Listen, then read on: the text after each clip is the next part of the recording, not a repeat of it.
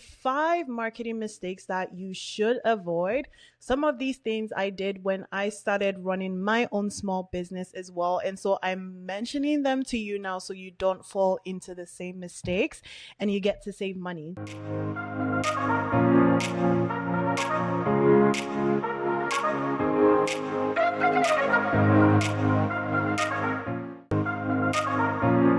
Hi guys, welcome back. This feels like the very first episode of the year, but it's actually the second. I'm super excited for this one, so I'm not going to beat around the bush. Today, I want to be talking about marketing mistakes that you should be avoiding. I did a shorter clip on my Instagram. You can go check that out, but I'm going to be mentioning a couple of new things, 5 marketing mistakes that you should avoid. Some of these things I did when I started running my own small business as well. And so I'm mentioning them to you now so you don't fall into the same mistakes and you get to save money. I'm going to be talking about things that you can implement as of right now, things that I see small business owners in my community as well do that I'm like, you should definitely not be doing this, or you definitely should be doing this, right? So without further ado, let's dive into it. Number one marketing mistake that I see a lot of small business owners make is you're assuming that people know what your product or your service is about. Now, this might seem very obvious, but the truth is you need to keep repeating it over and over and over again. The truth is that because you're the one who's working on your company, you're the one who's working on your small business, you're the one who knows your product in and out, you know your service in and out, you know the benefits, you know the features, right? You know the ins and outs of your business. But the truth is that people who follow you on social media or people who will potential customers are not that clear on what you offer. Because it's clear to you doesn't mean that it's clear to them. And so you find that there's a lot of businesses out there, small businesses out there, that you think everyone should already be aware of what it is that you offer. But the truth is that they're not. And you have to keep saying it over and over and over again. And there's multiple touch points to do this, right? Even the big companies and the big businesses, they re-emphasize the exact same thing over and over again, because if we don't know what it is that you're trying to accomplish, we don't know what your business stands for, we don't know what you stand for, we don't know what products you offer, then we wouldn't want to engage with you. I don't know how many times that, prior to this, I would meet someone on the street. And to be honest, I don't take it as an offense because it just re-emphasizes to me the fact that I have to keep saying the same thing over and over again, right? I remember, I think it was late last year, I met with 2 different people at 2 different events. And one of them said, "Oh, what services do you even offer again?" Now, this is someone that engages, quote unquote, with my content here or there. They like my posts.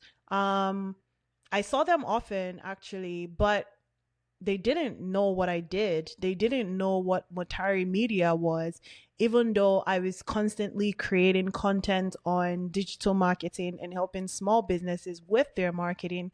But somehow it flew over their head what I offered. And as opposed to say, taking that as maybe like a diss or like, what do you mean you don't know what I'm doing? Like, you should know what I'm doing. I was like, no, let me double down and tell you exactly what it is that I do. And I did exactly that. Someone else was like, oh, you run like a media company or something of sorts. And I was like, yeah, well, digital media for marketing to be specific.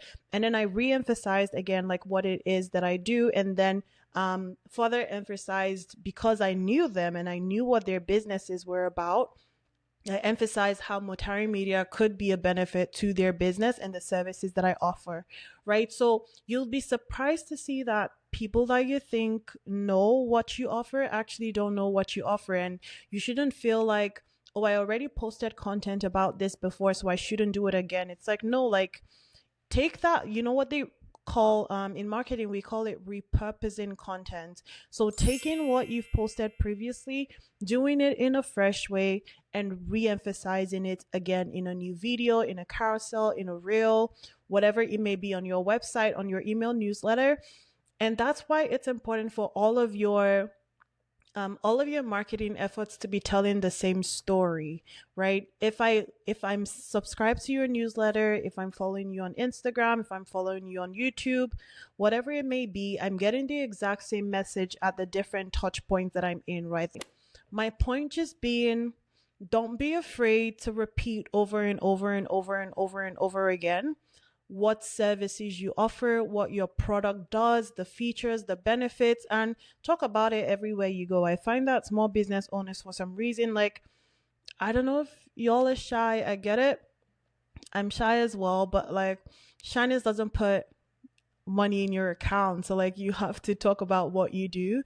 And yes, there's different levels of comfort, but I think once you got to the point where you decided, no, you're not just a content creator, you're actually running like a business, like you want people to buy something from you, you lost the right to any, I wouldn't say lost the right to shyness. That might sound strict, but like that's the truth, right? Like you're trying to get people to buy something from you. So closed mouths don't get fed. Like you need to open your mouth and market your business. Word of mouth is such a powerful tool, and social media is such a powerful tool. So like you need to talk about your business more. Talk about your business more. You know what? That's like mistake 1.2 or 1.5, like, or 1A. Small business owners don't talk about their businesses enough. Like talk about it to every person that is willing to hear. Have a pitch ready, right? So if I ran into you on the street and I told you, oh, what is your small business about? You can't be stuttering. Have a pitch that you repeat over and over and over again. And don't get tired of saying that pitch because you feel like, oh my God, I keep saying the same thing. But you're saying the same thing to different people. Even if you're saying the same thing to the same people, that's fine. But you need to be comfortable and get comfortable with saying the exact same thing, because that is how a brand is established. That's how we know that, oh, Nike, just do it. Like they will never get tired of saying just do it, because that's their tagline. That's what they stand for. You just doing it. You just starting. You just being you. They represent authenticity. They represent action. Just keep going, right? So big brands don't get tired of repeating what it is that they stand for. You don't get tired of it as well, and make sure that you're saying it everywhere that you're at. The second mistake that I see small business owners making is you are not measuring your marketing efforts. This one, I don't know why, but you know what? I think to maybe perhaps make you feel a bit better, big businesses also struggle with measuring their efforts, and a lot of times they hire someone external to help them in piecing together all the different kinds of data, because really the bigger your company is, the more data you're collecting, and the more information, the more data there is to put together to bring forth information that will help your business to be impactful and also to make more money, right? Like generate revenue and profits. So I get it.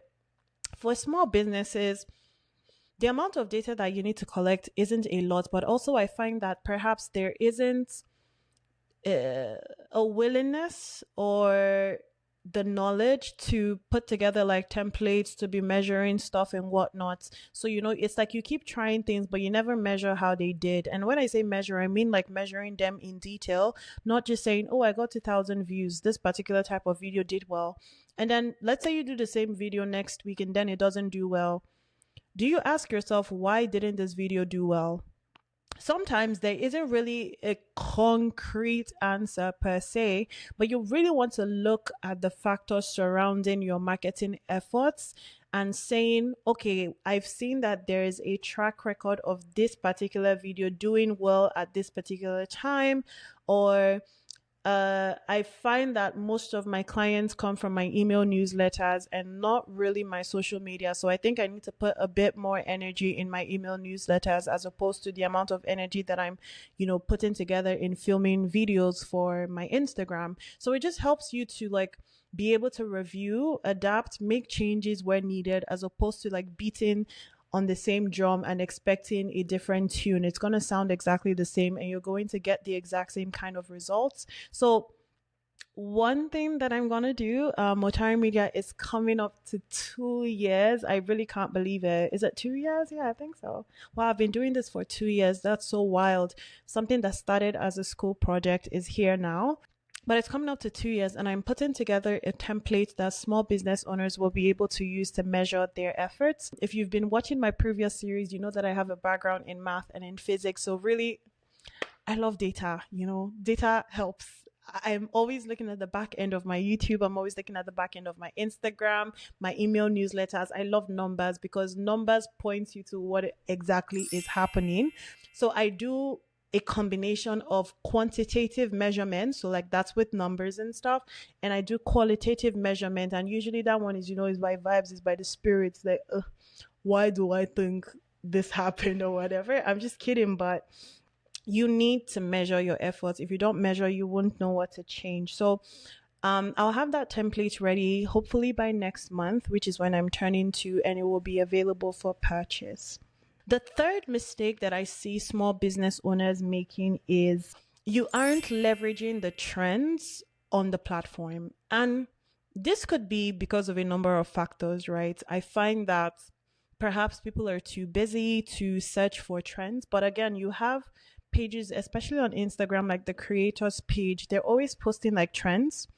Instagram, TikTok, they've made it very easy to know when something is trending. I mean, if something is trending, you're going to see it everywhere. It's actually quite hard to miss. I mean, that's why it's trending. So there are the people who have the time and the energy to create original things that then become trends. But as opposed to you being that starting person who you need to think about something that then becomes a trend, or a song that then becomes a trend, these people make it easier because they create the trends and then we ride the waves of the trends.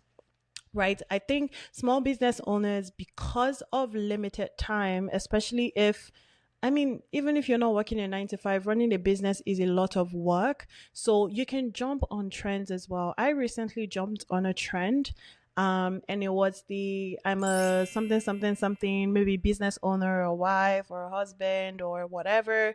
And I am not ashamed to admit that. And that particular video brought in approximately 100 new followers.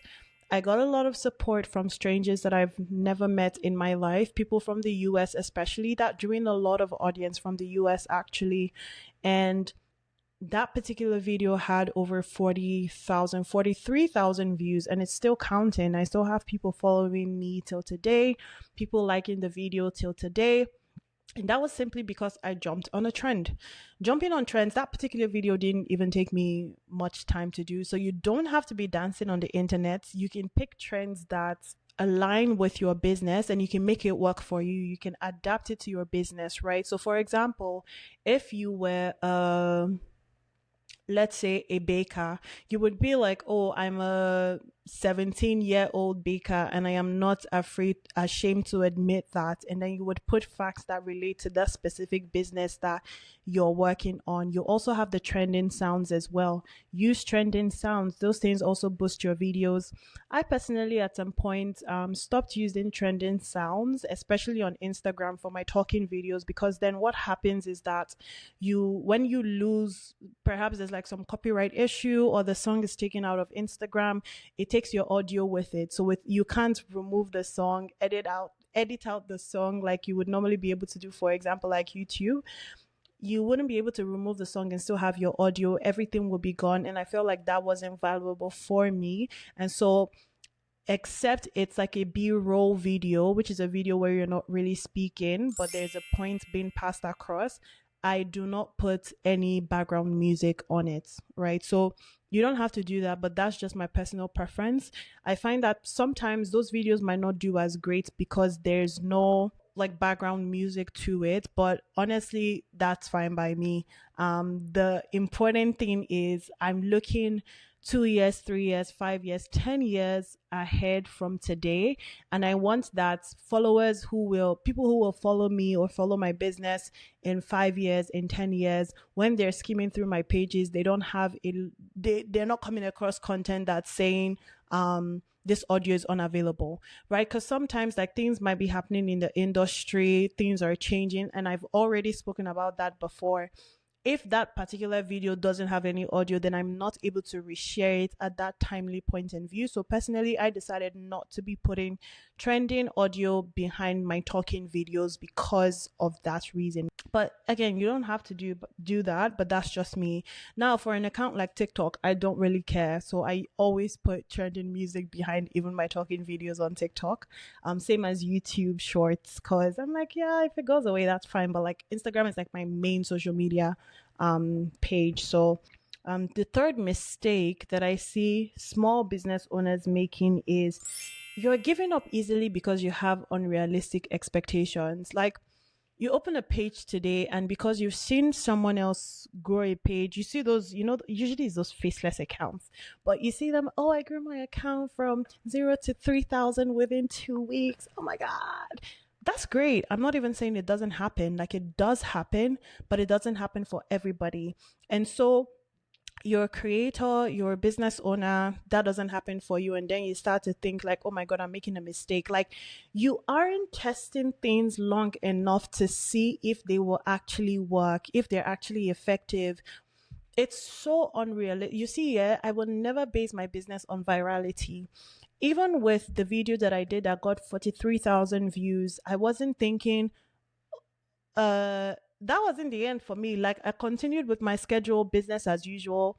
I looked to see, oh, is there anything that I can tweak, anything that I can change based on this new, with the new followers that I've gotten, is there anything that needs to be tweaked? I looked at my strategy, made a decision that no, not right now. There really isn't anything.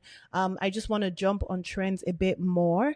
And those are trends that make sense to me. It's not just jumping on trend for trend's sake. Also things that align with my value. For example, on TikTok right now, you have the like, somebody's watching me, it's my anxiety. I'm like, for one, as a believer, I would never even say my anxiety. I hate when people say my disease, my sickness, my anxiety, my depression. I'm like, it's not mine in Jesus' name.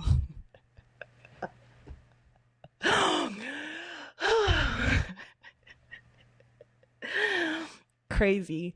But for example, right, I jumped on the Lawrence oil, oh Lord, tongue tied, favor trend because it aligned with a video that I had done previously where I was my last YouTube video actually, where I talked about how I paid $0 for my tuition fees, right? And it was the perfect moment to give background context about that even more. And so I jumped on that. So don't just jump on anyhow trends, like jump on trends that make sense to you, and honestly stand firm in your decision. Don't be someone who, like, be flexible, but don't be someone that anywhere the wind blows, anywhere the crowd is going, that's where you're going. Like, no, don't do that, please.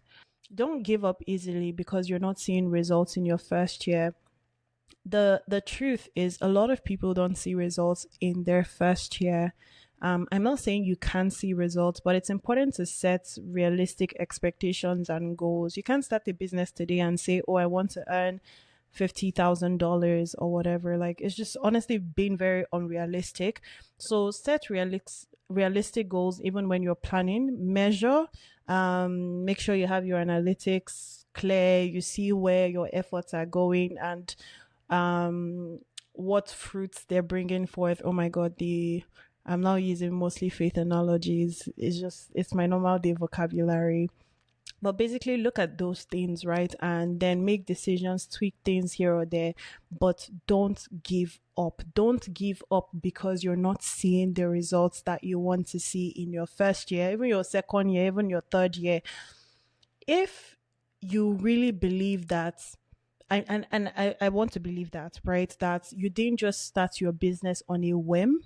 You did the math, you had a business plan, and you said to yourself, this is something that I really believe can grow and can do great, then stick with it for the long run. It's kind of like, what you do with like stocks and your money. Like you hold on, even if the market seems to be going down, seems to be going up, like just be stubborn headed in that regard, that this thing must work, and continue to do your best, believing that it will. The fourth mistake that I see small business owners making is you are not nurturing an email list. I'll be brief with this one. social media can crash any day. If you remember correctly, a few years ago, Instagram vanished. It wasn't working. People were not able to get on Instagram. And if your clients, your customers are only on Instagram, what are you doing? Thank God.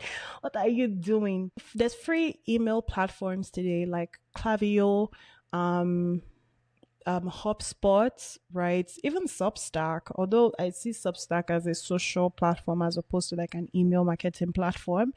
But my point just being, I'm a huge advocate for a website. I'm currently working on mine and it should be out next month as well, launching for my second year. And I'm hoping to also do a free course then. So let me know if that's something you would be interested in the chat. But nurture an email list, have a website, have something that is in your control and not in the hands of Mark Zuckerberg. I think that's pretty clear. Is you're not collaborating.